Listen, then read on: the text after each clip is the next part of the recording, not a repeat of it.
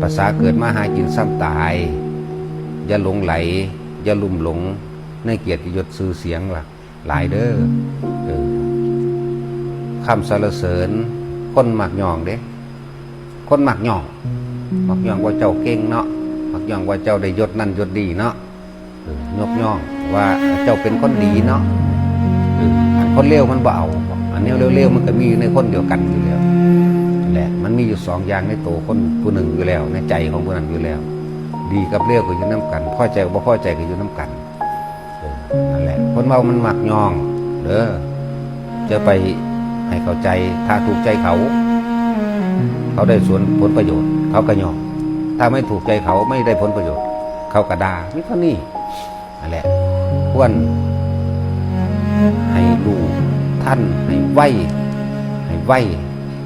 ความคิดเท่านั้นต่อคำสรรเสริญและนินทา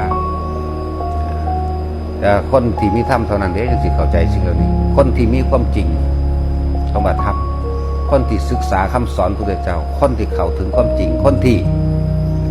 ระลึกนึกตึกตรองในตัวเองอยู่แล้วจึงจะท่านหรือไวความไวของจิตของเฮาความคิดของเฮาท่านต่อคำสรรเสริญและนินทาท่านต่อความได้มาและเสียไปท่านต่อยศแล้วก็เสื่อมยศท่านต่อลาภแล้วก็เสื่อมลาภท่านต่อสุขแล้วก็ทุกข์สุขบ่มีทุกข์บ่มีนี่ให้มันท่านแต่ว่าสุขก็คือพอใจเนี่ยเขาไปยึดแล้วเพราะบ่พอใจแม่นว่ายึดมันก็ได้มาพอมันยึดตัวหนึ่งได้ตัวสองแต่ว่าพวกเขาที่มาฝึกหัดปฏิบัติกันมันละบ่แม่นมาเอาเพื่อให้ได้เป็นอย่างดอก